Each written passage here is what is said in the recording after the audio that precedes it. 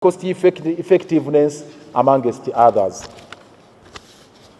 In a forward letter dated 14th August 2024, the then Executive Director reported that for the last 10 years, the UN Habitat, in collaboration with the Fukuoka University and the Japan Waste Management Professionals Advisory Network, that is SWAN, had successfully pioneered and implemented the Fukuoka method in Kenya, Ethiopia, and Somaliland. Most importantly, after the 2018 devastating landslide at Koshe dump site in Addis Ababa, Ethiopia, UN Habitat, Fukuoka University, and SWAN successfully rehabilitated that dump site. They had a similar tragedy in 2018 in Ethiopia. Then this consortium of UN Habitat, Fukuoka, that is Fukuoka University, and SWAN successfully rehabilitated it. So this was a promising venture going by that experience. Following the aforementioned engagements by the Executive Director, the Minister for Kampala on 2nd October 2024, this month, made a communication to Mr. Ishaku Maitumbi, the UN Habitat Africa Regional Portfolio Manager for Uganda, introducing to him an ad hoc technical committee she had constituted, which was to be the primary point of contact to work with the UN Habitat and the Fukuoka University team in the ongoing waste management processes. So steps were taken now after the initial communication with the ambassador. The Minister for Kampala, Honorable Mr. Kabanda, writes now to the country manager of UN Habitat here, introducing a technical committee to follow up on the matter. On the same day, 2nd October, the Minister for Kampala made another communication to the Prime Minister in a bid to update her on the ministry's efforts to engage Japanese partners in waste management for Kampala and about the ad hoc technical team she had put in place to coordinate discussions with the Japanese partners and explore short-term interventions that could alleviate the current waste situation.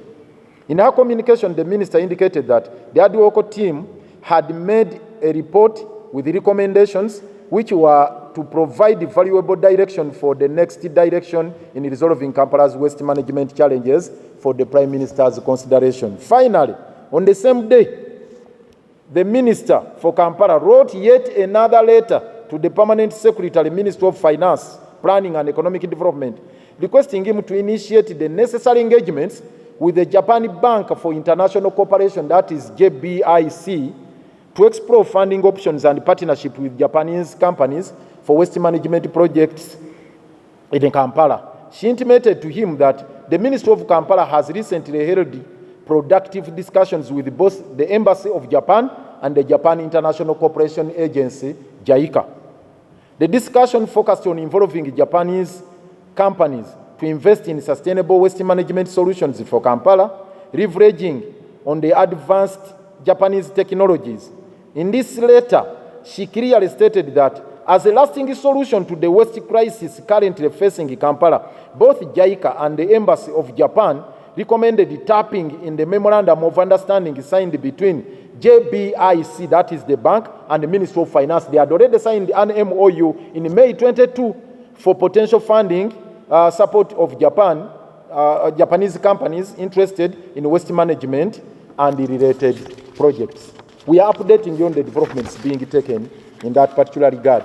It is imperative to note that the City Executive Committee was never brought on board in the past of this venture, neither have we been furnished with any relevant report in that regard. That is the second one.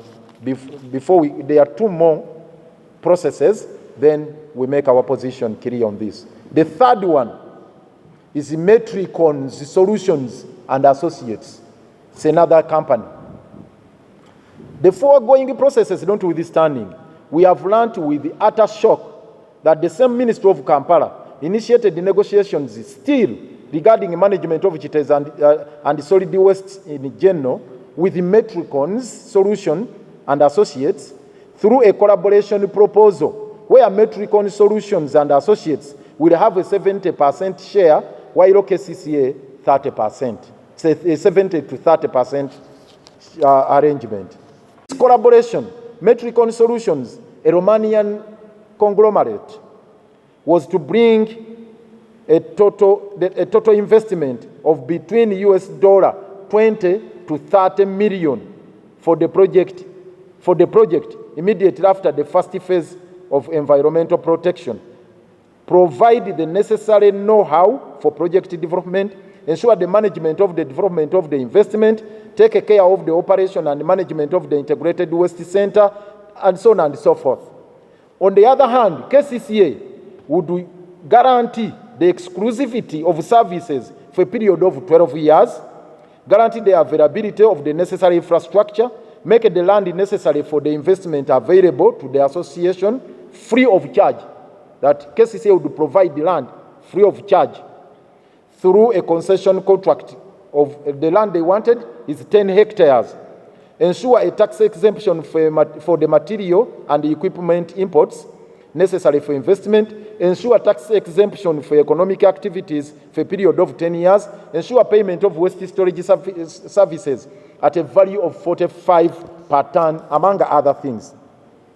In the furtherance of the above, the minister handed the team, that is Metricons, over to the acting executive director, Mr. Russa, who in turn organized for them an exclusive engagement with the management, which was held at City Hall on Friday, October 4th, and the execution of the said project is in progress. They had a meeting on 4th of October, that was Friday, the other week, here, after Mr. Russa had assumed office, and they commenced now business with Metricons, and all the arrangements are underway. Now, the fourth one, Vida Energy Uganda Limited. In a related development, Cabinet has taken the matter a notch higher by commencing the processes for the implementation of the long overdue waste to energy policy that was developed by KCCA under the aegis of World Bank over a decade ago. Records indicate that Vida Energy Uganda Limited has been granted a concessionaire arrangement to establish the plant at our 136-acre land in Idundu. Indeed, on 4th October 2024, the Electricity Regulatory Authority, ERA, issued a notice of the intended application for a license for the development of the proposed 20-megawatt Idundu waste-to-energy project in Mukono district by Vida Energy Uganda Limited. In the said notice, Electricity Regulatory Authority invites interested persons to inspect the application notice from the addresses it provided. Details concerning the said Grandiose project and the concessionaire arrangements have not been availed to the State Executive Committee. Suffice to note that this transaction is mired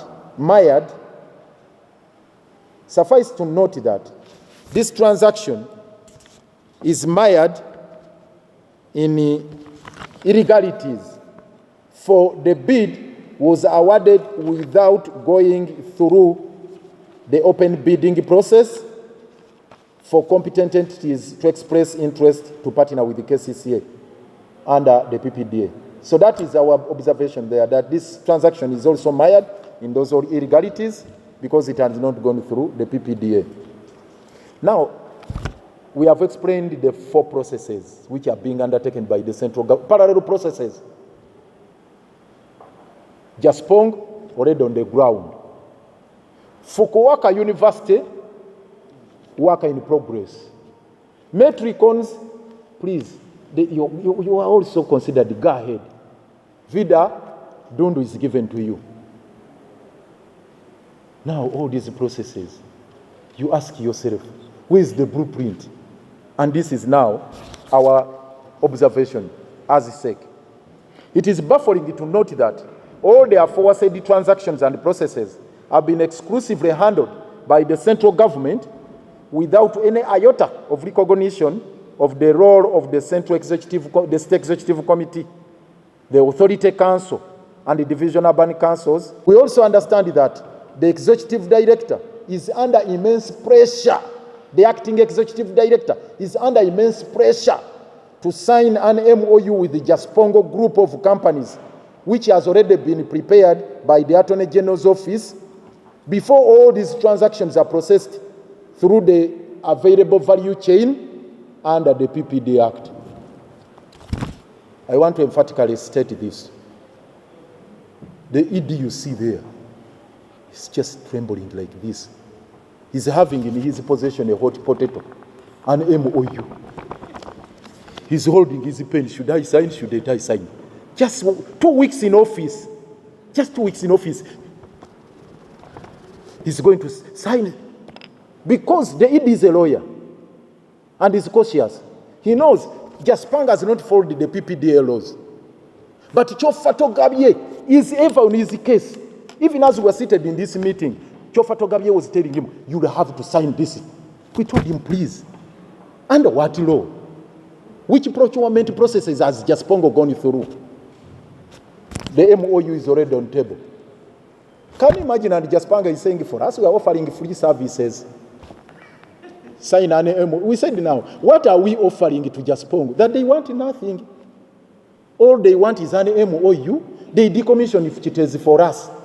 In our budget, or initially it was 26 billion to decommission Chitez. In the current budget, decommissioning of Chitez would cost 70 billion. We shall give you figures who want them, whoever wants the figure.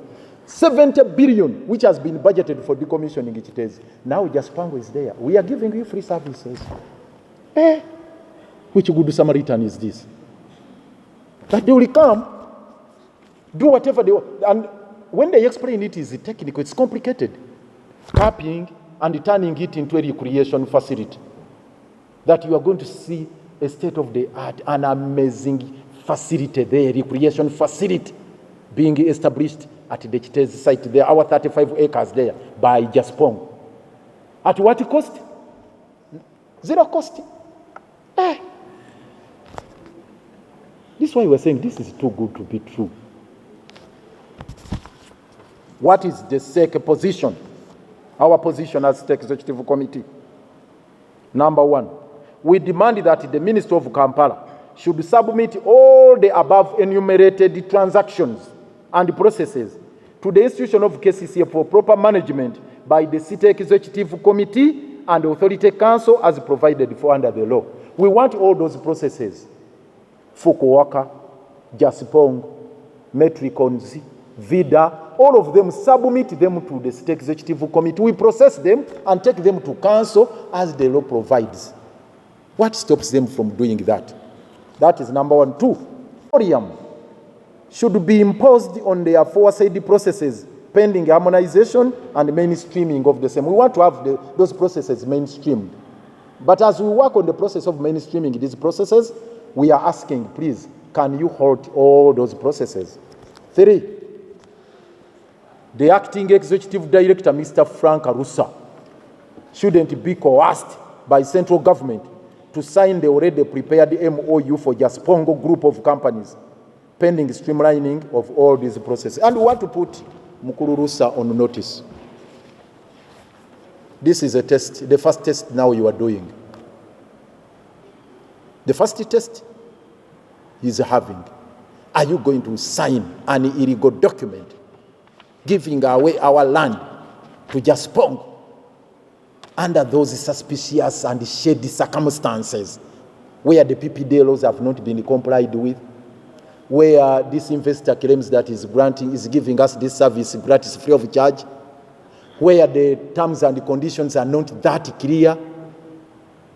Are you going to capitulate and succumb to the pressure to overlook the obvious laws and sign?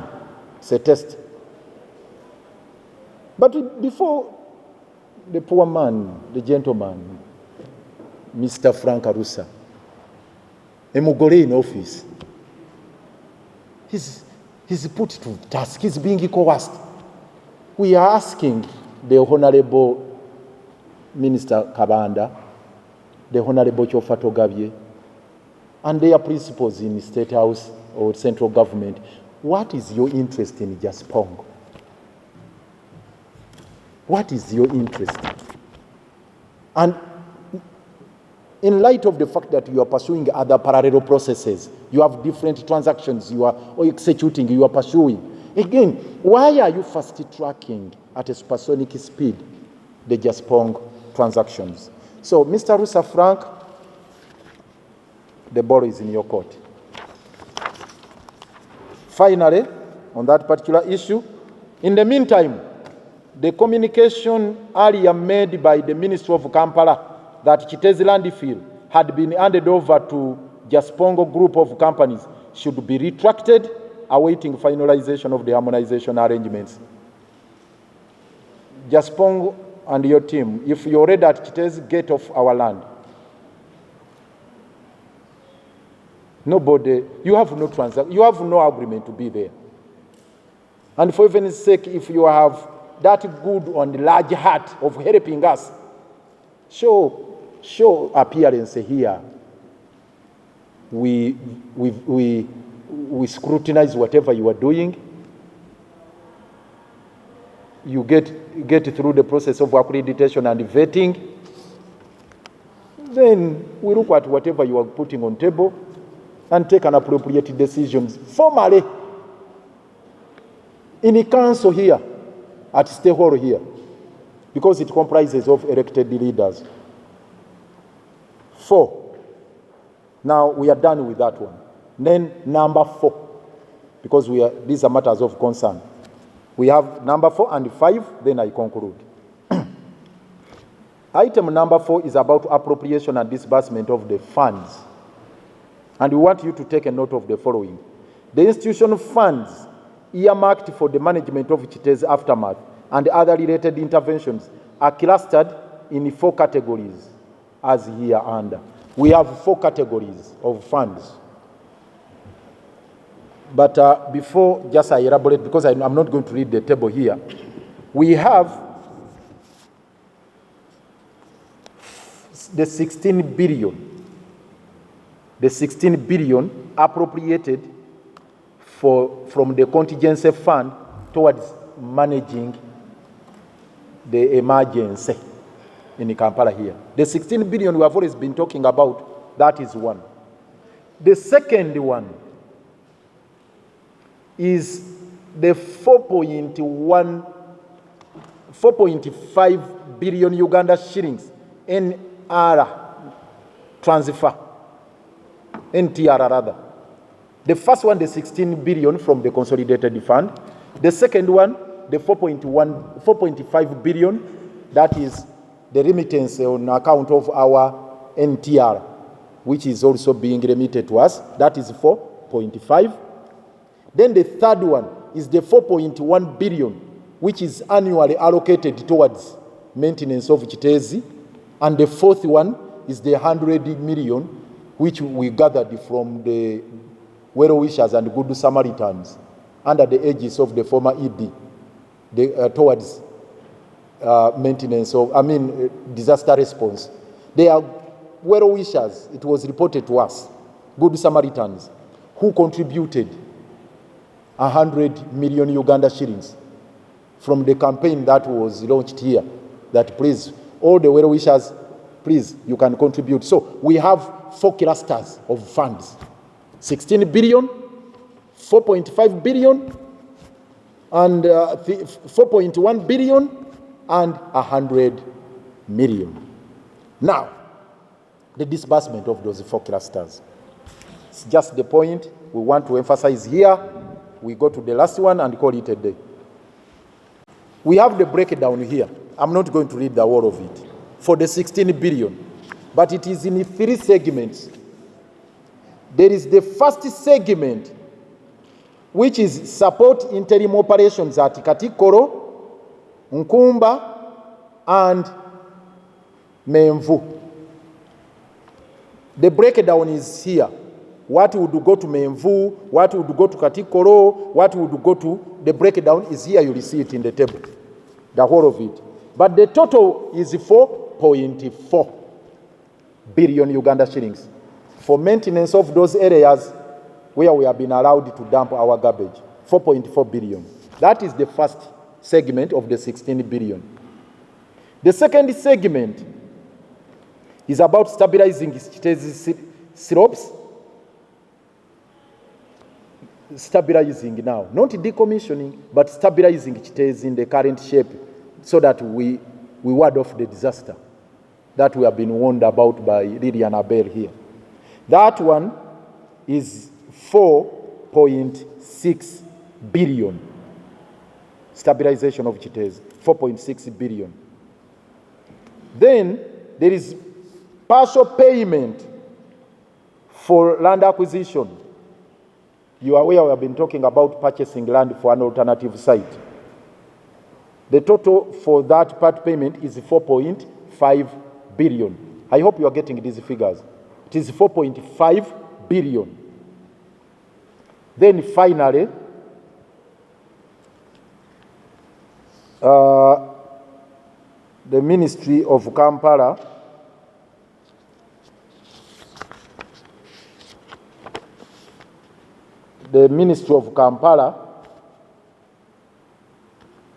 taking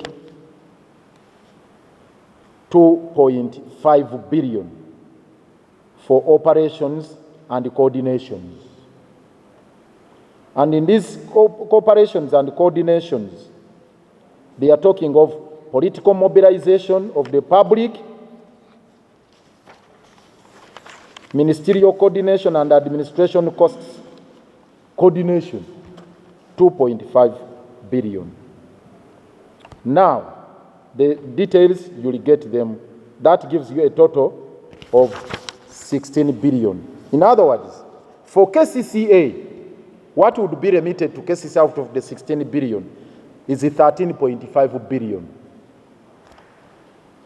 2.5 billion will remain at the ministry there. And that is the breakdown for the 16 billion. What are we saying?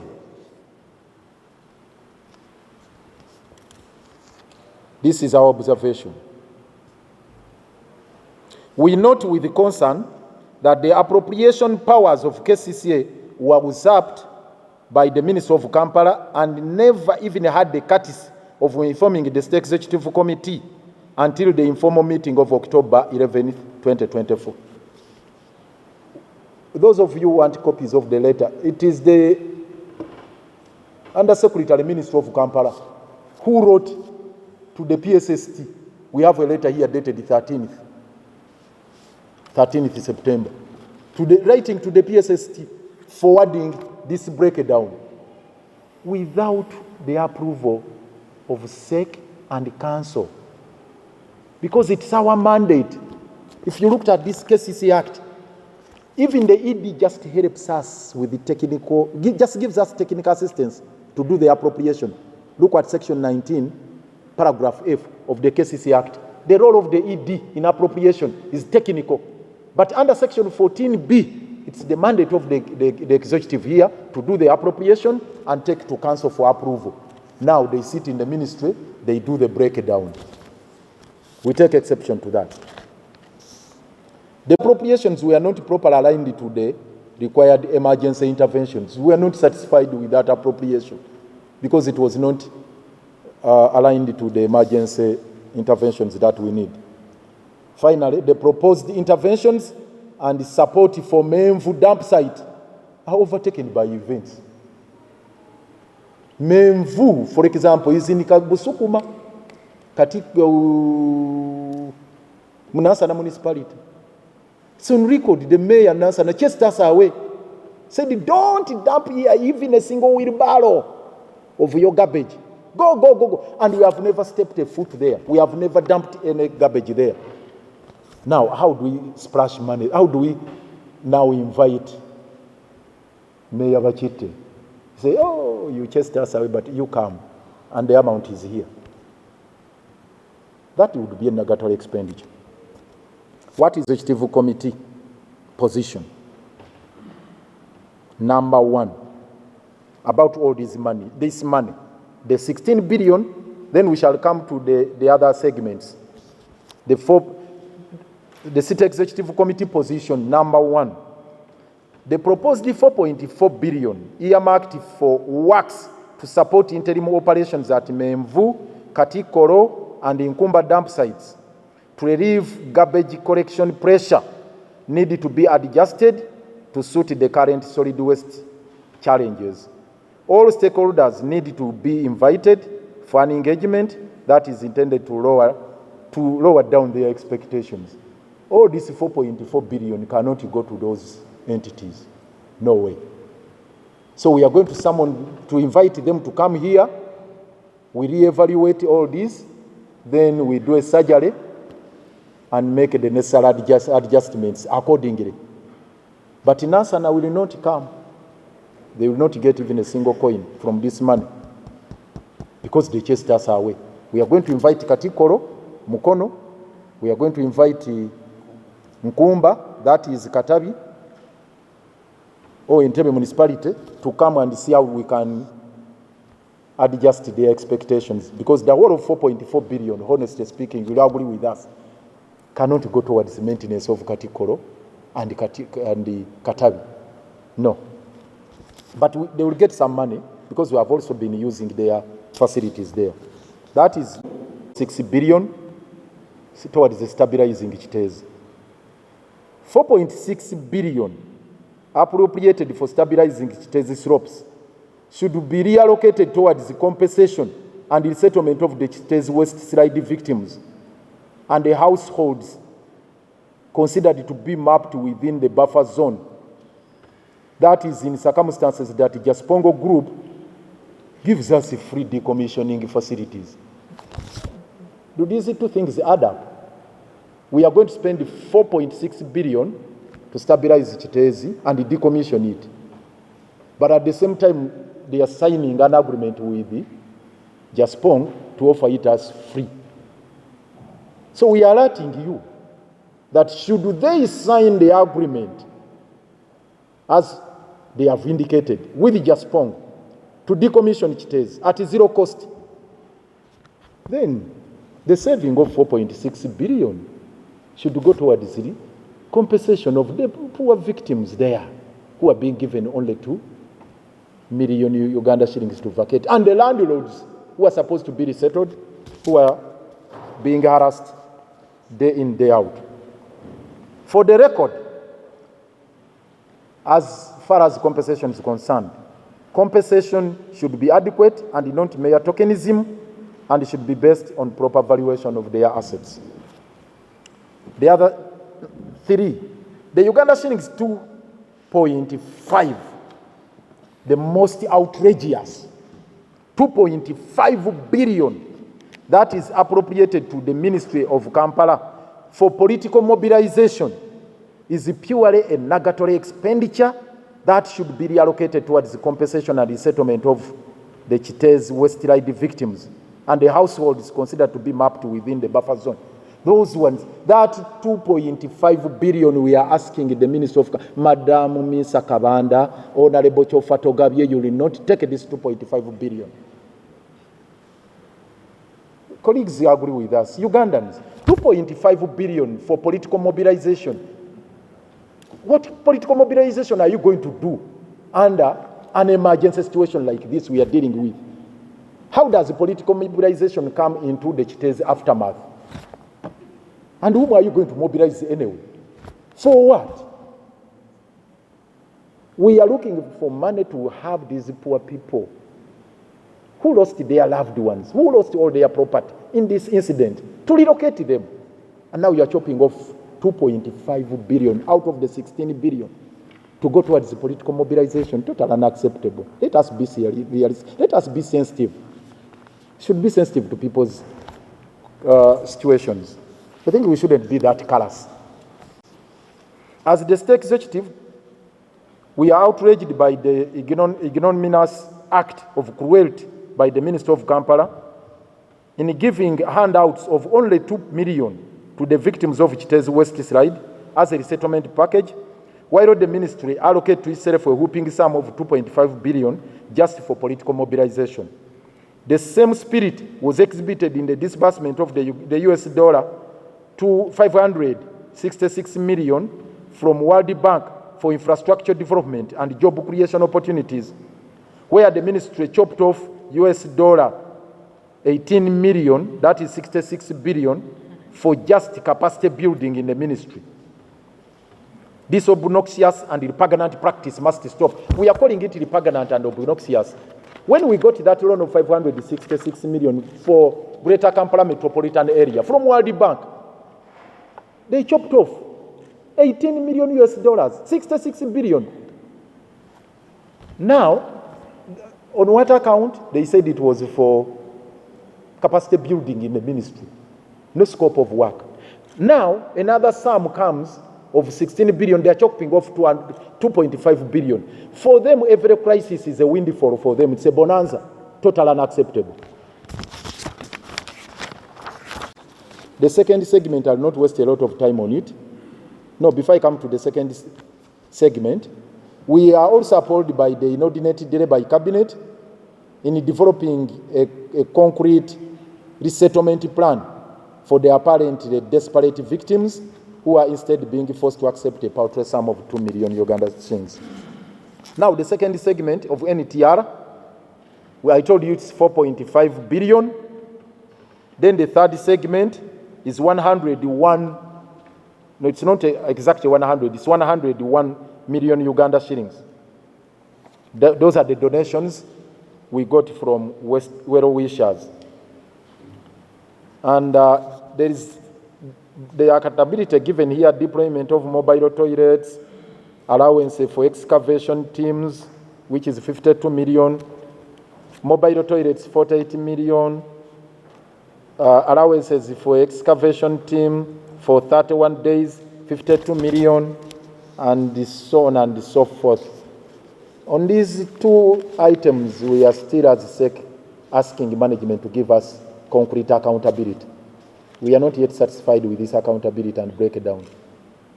Toilets of 48 million, hiring.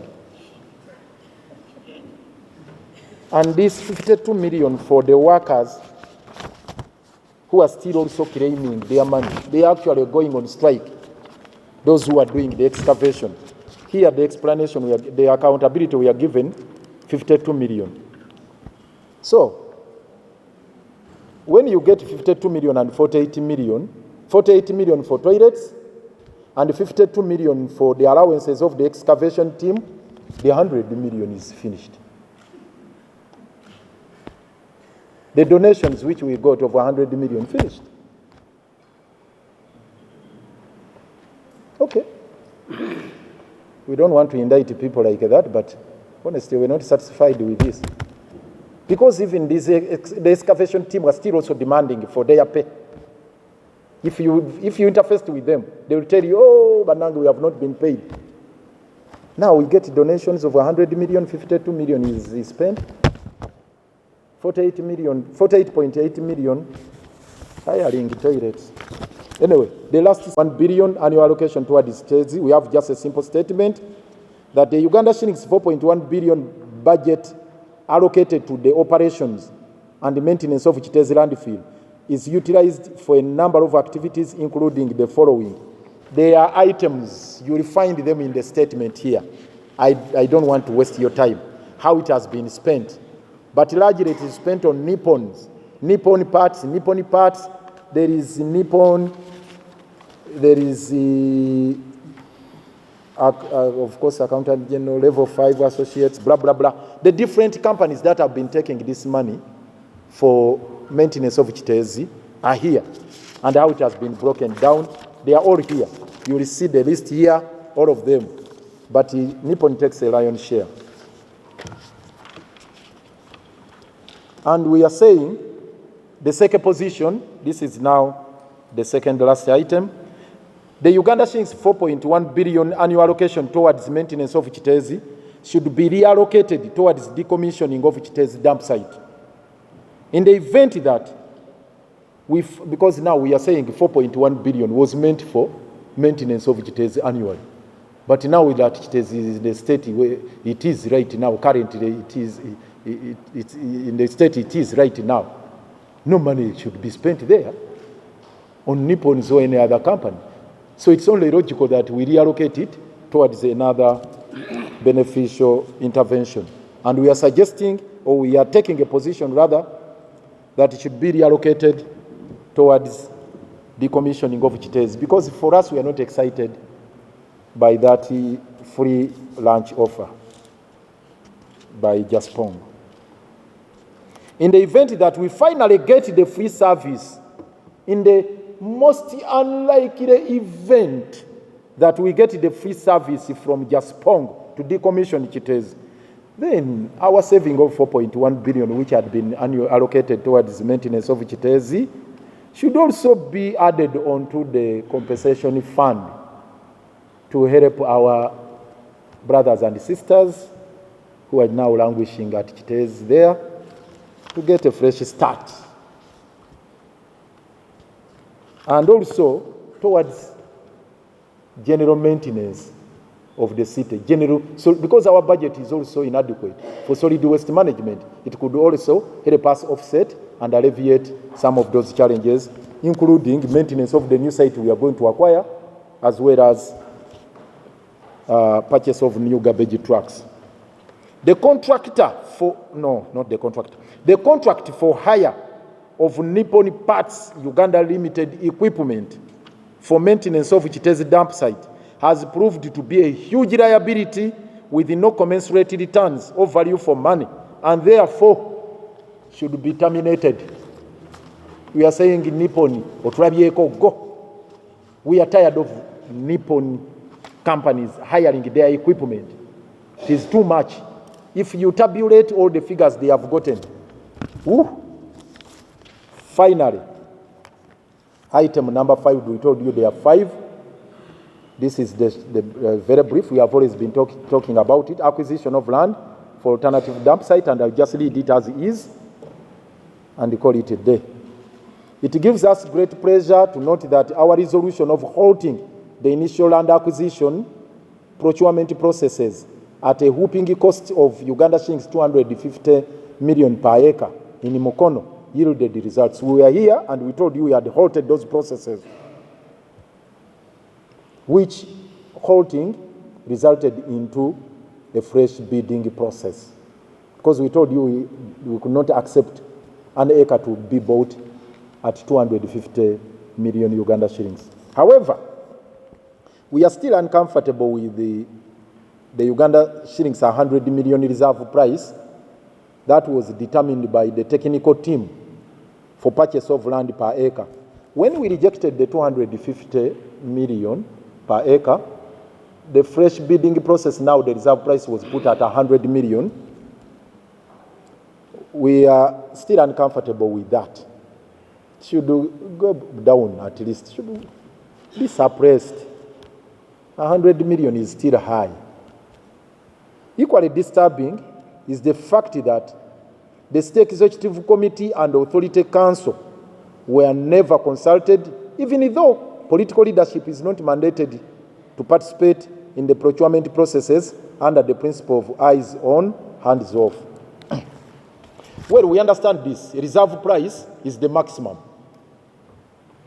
But we are entreating, we are calling upon the management. We have told them that please, in as much as they set the ceiling of 100, they should not return the results of the procurement at the higher end of 100 million per acre. Suppress it, bring it down. Because we would be disturbed again to receive a report that each acre is going to be bought at 100 million, because that is the reserve price that was set. But be that as it may, we call upon management to expeditiously complete, because ours is eyes on, hands off. I wish we had the powers to determine, but it's not our business. Be that as it may, we call upon management to expeditiously complete the process of procuring land for the alternative dump site at a reasonable cost. In our opinion, given the distance of 30 kilometers from Kampala, which we set as a prerequisite condition, the reserve price should be, or should have been, within a region of 50 to 60 million. If it was around that much, 50, between 50 to 60, one would say, okay, fine, let's procure that. But 100 million, that would be at the highest end, and we definitely, anyway, we shall pronounce ourselves. Let's not preempt what they are going to decide. Ours is just a call to them because we do not participate in that process. And we can't dictate because the law says they are independent.